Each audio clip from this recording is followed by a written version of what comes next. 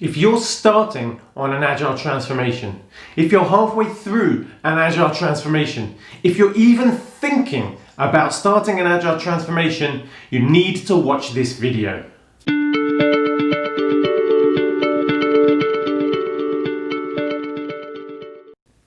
Welcome back, my friends. Karim.harbott here, talking all things business agility and innovation. Now, I release new content every single week, so if you never want to miss an episode, please hit that subscribe button. If you enjoy the videos, it really helps me out if you like the video, and I would love to hear your comments as ever. If you've had experiences or you just like to share your feedback, please get that down in the comments. I always enjoy hearing about those. Today, I am talking about the Business Agility Canvas. This is a tool I've created over many years. I think it's really powerful and I'm excited to share it with you today. Now, as ever, a link to that and all of the resources that might be of use to you is going to be down in the description. Check that out. Everything I talk about is going to be down there and a ton more too. So what is this Business Agility Canvas? Now, this video does stand on its own, but if you really want to get the most out of it, I will invite you to watch two of my previous videos. The first is on the 6 enablers of business agility. I will do a quick recap today, but it will be better if you go deep in that video. And the second is going to be 5 reasons your agile transformation will fail. Again, not yours, just everyone else's. If you can watch that video, those 2 videos, and then come back, that would be really great. Otherwise, don't worry too much, as I am going to do a super high level overview, and you can always go back and do that later. Before we talk about the Business Agility Canvas, I'd like to explain why I created it, the problem I was trying to solve. I have worked on more agile transformations, business agility transformations, whatever you want to call them. I've worked on more than I care to remember. Many have been unsuccessful, many have been successful. I've learned a lot, but I have distilled it down to some key factors which I believe are the key contributors to either success or failure. I've noticed patterns over the years. So let me talk about the evolution of it. It began working with John Kotter's 8 steps for change that he introduced in his book, Leading Change. And in particular, a few key steps, making sure there is a sense of urgency and a compelling reason and vision, and communicating that vision so that everybody understands why we're doing this, what we're trying to achieve, and the problem we're trying to solve. That's extremely powerful. Getting the guiding coalition together, removing obstacles, anchoring these changes in corporate culture, all of this great stuff that Kotter talked about in his book, Leading Change, and has subsequently updated in his book, Accelerate. Highly recommend that book, by the way, if you're interested. Check that out. So I started to use some of those techniques from Kotter when I was working and advising on transformations, but it wasn't enough. It wasn't tangible enough. We needed to go a little bit deeper.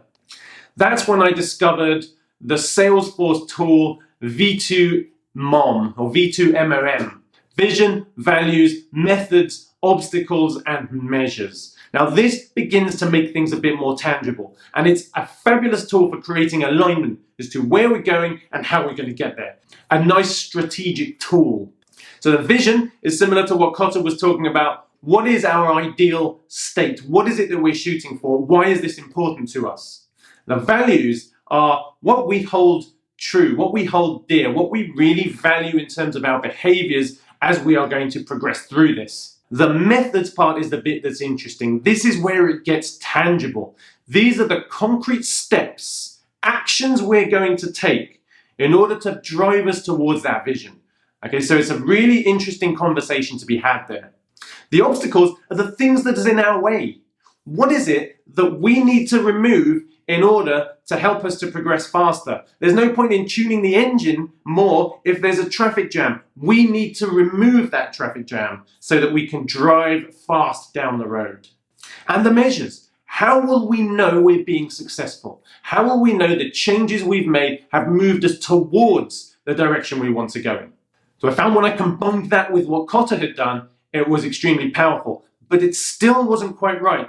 And the reason I was struggling is because the methods part, right, the actions we're going to take to drive us towards the vision, That was too broad. If you think about all of the steps, all of the actions, all of the changes that need to be made when you are transitioning towards business agility, that is a massive topic, right? And there's just too much to put in one box. At the same time, I've been evolving my model that is the 6 enablers of business agility. That's a previous video that you can check out by clicking on the link. And this really breaks down the 6 key areas that organizations need to focus on to avoid a shallow adoption, to avoid just focusing on team processes and practices. Well, if you have a 15-minute daily scrum, surely all of our problems are going to be solved. Not quite. And they're not going to be solved by your team practices. They're not going to be solved by any framework or process that you instill.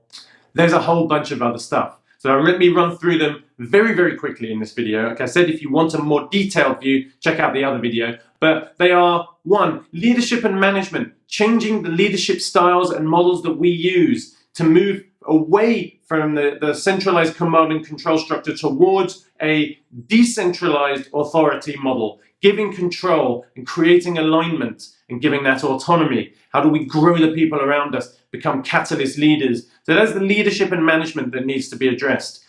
Then there's the organizational culture. It is a massive, massive inhibitor to agility if your culture is out of sync with that of experimentation, innovation, and agility. So there needs to be some work done in that area. What are we going to do in that space?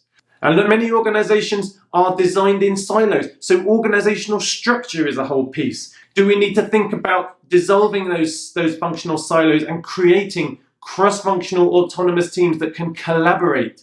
Instead of being built for efficient execution of a task, suddenly we're now going to design for collaboration, communication, and coordination.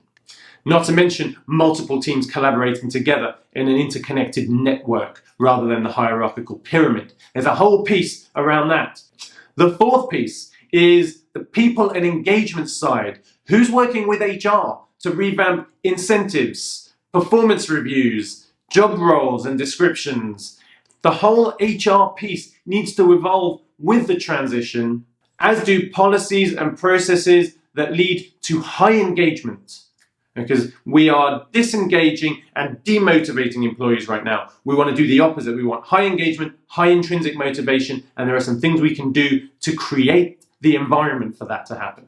The 5th enabler is governance and funding. Who's talking to finance? Who's talking to PMO? Who's talking to all of these structures that can make or break this change? How we invest and govern the work that we do. Are we expecting upfront business cases, or are we allowing that experimental inspect and adapt approach with incremental funding models? And finally, our ways of working. That is the thing we started with, really. That is the tools and techniques and processes and practices. These are important, but if you consider the other 5 enablers, the operating system, the ways of working are the individual applications we install based on how we want to work, based on our unique context. So that's the 6 enablers of business agility. And that was a model that I built in, because for me, the methods part of the V2 MOM is too narrow. Actually, it needs to be broken out. And finally, once I created the model, I was managing it on spreadsheets. There's no transparency on spreadsheets. Okay, no one sees it. Nobody's going to go onto my machine or SharePoint or wherever I'm holding this spreadsheet and look it up and say, we're doing all of that. It just won't happen. So I wanted to make something visual. And who better to emulate than the creator of the business model canvas, Alexander Osterwalder? He'd taken a business model and made it visual on a large 1-pager. If you haven't used the business model canvas, I'd highly recommend you check that out. But I borrowed the visual aspect of that and I combined it with everything else and I created the business agility canvas. So let me run through it very quickly. When I've used it with clients, the conversations it drives, the transparency and the alignment around what we're trying to achieve and how we're trying to achieve it is extremely powerful. It makes clear what we're doing and what we're not doing. It makes clear the scale of the ambition, and it makes clear why we're changing and what we're trying to achieve and all of the things we need to consider. And it gets the right people stood around a wall having that conversation. There is nothing like that level of engagement and collaboration, and the visual nature of the tool makes it really, really easy for everybody to understand the change. It is a key strategic part of your transformation. So how do we work with the canvas? Well, there are largely three sections to it. There is the what and the why, there's the how, and there's the what else. Okay, so it is a very iterative process and it's never done, but there is a flow to it. We start, as Simon Sinek tells us, with why. So what and why? That is the vision, in the same way we would start with the vision with the V2 MOM and with Kotter's change process. We start with the vision. Why are we changing? What are we trying to achieve? What does great look and feel like? The next part is the values. These are the behaviors that we really believe in, that will hold true, like trust, like transparency, like collaboration, things that we will weave into everything we design, things that we will hold ourselves to, things that we will incentivize and reward in order to help organizations know how to behave. And the third part is the success measures, because it's all very well having a vision, but how do we know we're moving towards that vision? How do we know the experiment that we've made has made us get better rather than worse? What tangible measures, the small number of tangible measures, is going to show us whether we are moving towards or away from where we want to go? It's really important to get those up front. Once we've done the why and the what, we then move in to the how, right? That is the methods part, but it's broken out into the 6 enablers that I mentioned previously: leadership and management, organizational culture, organizational structure, people and engagement, governance and funding, ways of working. What changes are going to be made in these areas? What actions need to be taken, even at a high level? Right? What aren't going to be? What do we need to do more of? What do we need to do less of? Let's get it all up there. Let's show the interactions between things. Let's move things around on stickies. Let's make sure we're aligned and that the set of actions we have is coordinated and strategic, not scattergun. So we're not pulling in many, many different directions. We know the changes we're going to make are going to drive us towards that vision, and they are all coherent and coordinated with each other. And finally, there's the what else. There is the key risks that we might face. Let's get out in front of those and mitigate them. There is the key stakeholders. Who is it that we're going to need on board? We'll need the finance director, we'll need the HR director, we'll need a bunch of senior leaders to remove impediments and blockers for us. Right? Who's going to be that guiding coalition? Who are the key stakeholders that we need to engage and bring along for the ride? And finally, there are the key obstacles. What is in our way? What that exists now is blocking us? What needs to be removed in order to keep us moving down the road quickly? So once we have that big picture, we really do understand the whole. We can get the right people in front of it. We can have the right conversations. We can be strategic. We can be coherent. We can be coordinated.